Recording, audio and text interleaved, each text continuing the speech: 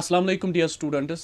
So today in this video I am going to answer some of your queries, your questions that you people have posted in the community section of my YouTube channel. And after this inshallah I am going to share my experience as a dropper with you after Eid inshallah. So मैं पूरी कोशिश करूँगा कि मैं आप लोगों के हर किसी क्वेश्चन का आंसर कर सकूँ, ठीक है, अपने बेस्ट पॉसिबल वे से मैं कोशिश करूँगा. So the first question is posed by Intaha Amin. He has posed many questions. So first is, how did you started your revision after you completed your syllabus? Revision strategy जो मेरी थी that was all based on my short notes that I made in the first revision.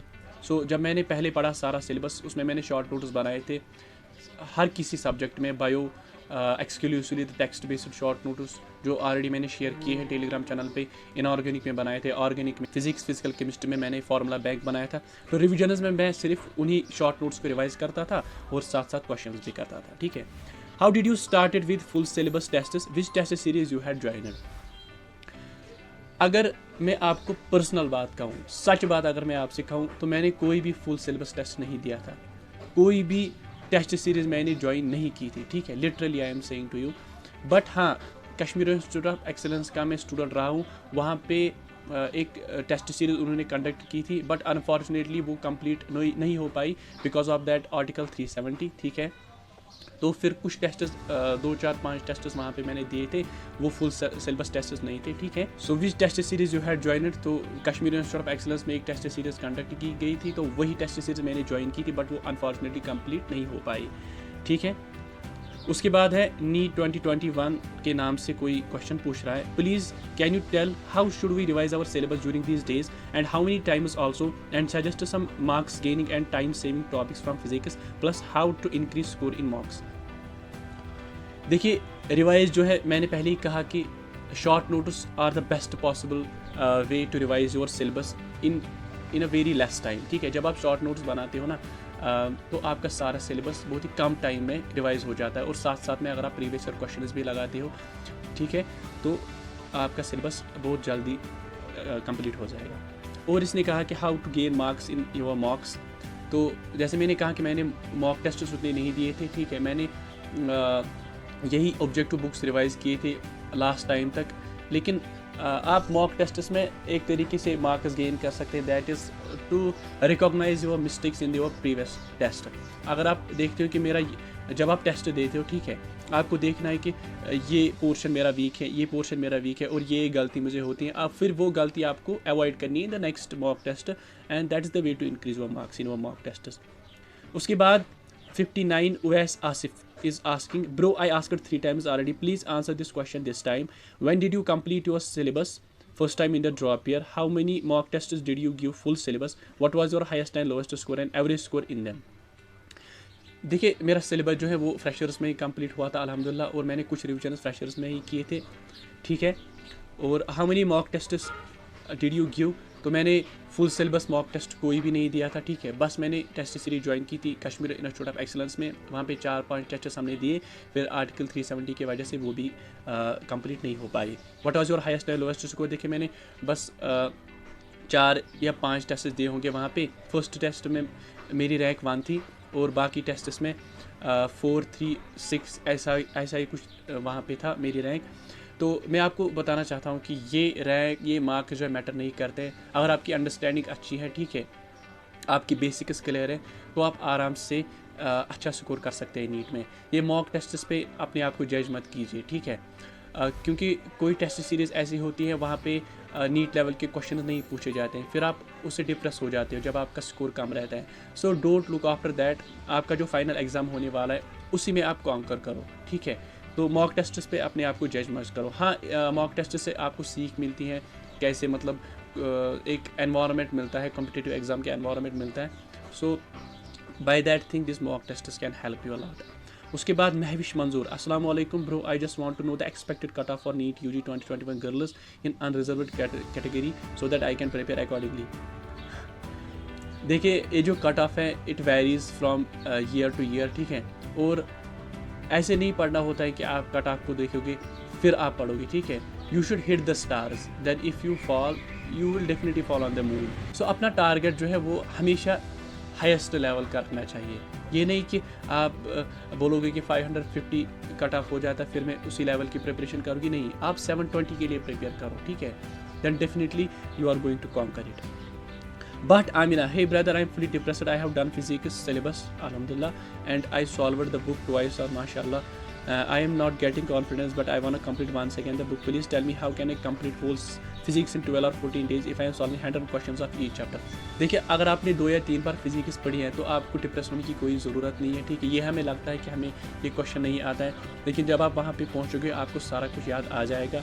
और revision के लिए मैं आपको बोलूँगा कि अगर आप 100 क्वेश्चन पर चैप्टर करते हो, ठीक है, डेफिनेटली अगर आपने 1 या 2 बार ऑलरेडी पढ़ा है, so you can definitely complete 2 or 3 chapters in a day, ठीक है। तो आराम से इन लेस देन 14 डेज आपका सिलेबस कंप्लीट हो सकता है।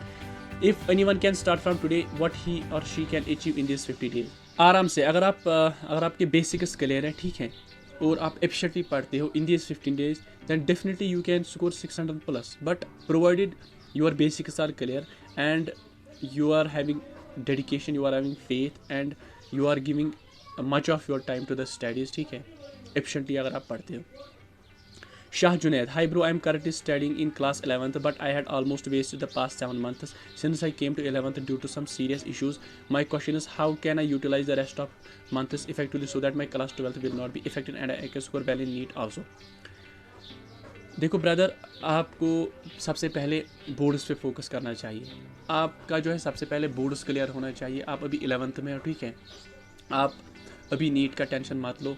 आप जो है अच्छे से पढ़ लो। अगर आपका सिलेबस कंप्लीट नहीं है, आप किसी अच्छे यूट्यूब प्लेटफॉर्म में जाओ, फिजिक्स वाला इज़ ए गुड प्लेटफॉर्म, वहाँ पे अपना सिलेबस कंप्लीट करो 11th का, ठीक है। टाइम ज़ाया नहीं करना है। जैसे आपने कहा कि मेरे पास्ट 7 मंथ्स जो है वो सारा ज़ाया हुआ, सो ऐसा नहीं होना चाहिए। अगर आप कम ही पढ़ते हो लेकिन कंटिन्यूसली पढ़ो, अभी आपका 11th है, आपकी बेसिक्स क्लियर होने चाहिए। So I suggest you to clear your basics first. आप अपना 11th पहले कंप्लीट करो, फिर जब आप 12th में पहुंचोगे फिर आप 12th पे फोकस करो, फिर जब आप एंट्रेंस में पहुंचोगे फिर एंट्रेंस पे फोकस करो, ठीक है। ये नहीं कि आप 11th में ही नीट का टेंशन लो, फिर आपका 11th भी कंप्लीट नहीं हो जाएगा, ठीक है। So please focus on your 11th first, complete your syllabus first, ठीक है, फिर आप 12th के बारे में सोचो और एंट्रेंस के बारे में। Future doctor, bro, I will inshallah complete my syllabus on 15 August. Mashallah, I want to prepare for next NEET 2022. Please give me some suggestions how I should start revisions and questions and so on. Revisions के लिए मैंने बोला already that short notes are the best possible way, ठीक है। अगर आप short notes नहीं बना सकते तो आप टेक्स्ट पे भी रिवाइज आराम से कर सकते हो। और रिविजन्स में आप फिजिक्स और फिजिकल केमिस्ट्री में फार्मूलाज रिवाइज करो, ठीक है, और साथ साथ में प्रीवियस ईयर MCQs लगाओ। ये ज़रूरी नहीं है कि फिर आप रिविजन्स में 200-300 क्वेश्चन फिर से सॉल्व करोगे। रिविजन्स में आप 50 to 100 क्वेश्चन सॉल्व कर सकते हो, ठीक है, and that can boost your preparation. Bro, how to an average student crack any competitive exam. आपके लिए मैं बस एक बात बोलना चाहूँगा that hard work can be the talent, ठीक है। अगर आप हार्ड वर्क करते हो then no one can stop you. और भी यहाँ पे कुछ क्वेश्चंस पूछे गए। Akash Fayaz that bro please give strategy about revisions and how to improve score in test series.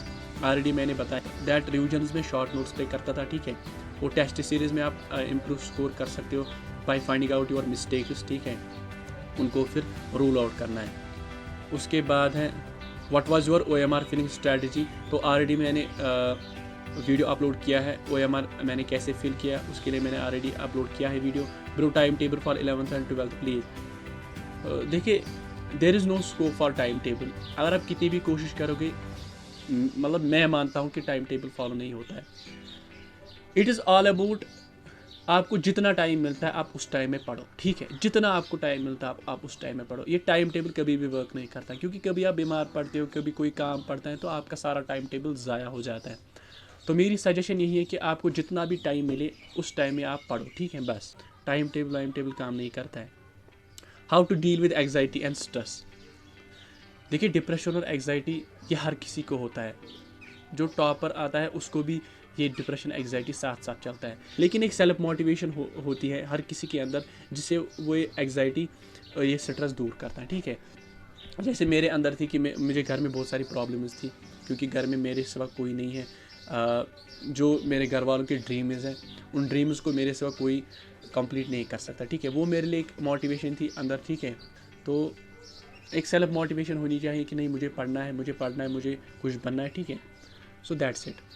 Safe score for open merit girls, मैंने आपको पहले ही बोला कि आप कट ऑफ पे मत जाओ, ठीक है।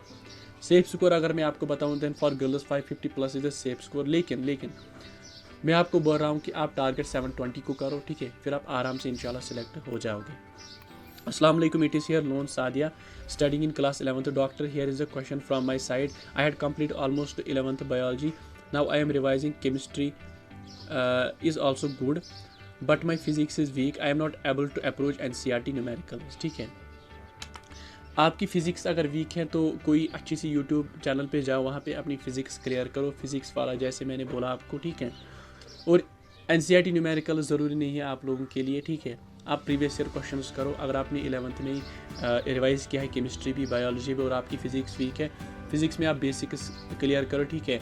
NCERT न्यूमेरिकल्स अगर आप नहीं भी करते तो कोई बात नहीं, आप प्रीवियस ईयर क्वेश्चंस करो, ठीक है, क्योंकि NCERT पे जो न्यूमेरिकल्स है वो थोड़े से डिफ़िकल्ट होते हैं। सो आप प्रीवियस ईयर क्वेश्चंस करो, अगर कोई क्वेश्चन नहीं आता है तो सोल्यूशन पार्ट को देखो और धीरे धीरे आप एक्सेल कर सकते हो। इकरा जान क्वेश्चन पूछ रही है, if anyone have strong bio organic inorganic is that enough to crack NEET. देखिए, अगर आपकी बायो स्ट्रॉन्ग है, ऑर्गेनिक स्ट्रॉन्ग है, इनऑर्गेनिक स्ट्रॉन्ग है, अगर हम काउंट करेंगे कि ये कितने मार्क्स बनते हैं, for example bio 360, inorganic organic में मिला के 30 क्वेश्चन आते हैं, सो 120 प्लस 360 इज़ 480 मार्क्स। तो 480 मार्क्स पे आप तभी सिलेक्ट हो सकते हो जब आपकी कोई कैटेगरी होगी। अगर आप SC ST वगैरह कोई कैटेगरी है आपके पास तो डेफिनेटली आप कर सकते हो, लेकिन मुझे नहीं लगता है कि ये पॉसिबल है कि आप बायो इनऑर्गेनिक और ऑर्गेनिक में फिर सारे क्वेश्चंस करोगे, आपके सारे क्वेश्चंस ठीक हो जाएंगे। तो बेहतर है कि आप फिजिक्स और फिजिकल केमिस्ट्री पे वर्कआउट करें, ठीक है, then something can happen. Bro can I crack NEET if I am weak in physics, please bro tell me. देखिए, अगर आपकी कोई कैटेगरी है, ठीक है, आप बायो और केमिस्ट्री पे आराम से नीट क्रैक कर सकते हो अगर आपकी कोई अच्छी सी कैटेगरी है। लेकिन अगर आप ओपन मेरिट से बिलोंग करते हो तो डेफिनेटली आपको फिजिक्स में वर्कआउट करना है, आपको फिजिक्स को भी स्ट्रॉन्ग एनफ बनाना है, ठीक है। फिजिक्स में भी आपको अच्छा स्कोर करना है। आप प्रीवियस ईयर क्वेश्चन सॉल्व करो, कोई अच्छी सी यूट्यूब चैनल पे जाओ, वहाँ पे अपनी फिजिक्स जो है स्ट्रॉन्ग बना लो, ठीक है। प्रीवियस ईयर क्वेश्चंस लगा लो, कोई क्वेश्चन अगर नहीं आता है तो सोल्यूशन पार्ट को कंसल्ट करो, तो डेफिनेटली इंशाल्लाह यू विल डू इट। सो बाकी जो क्वेश्चंस में वो आपको नेक्स्ट पार्ट में मैं आंसर करूँगा।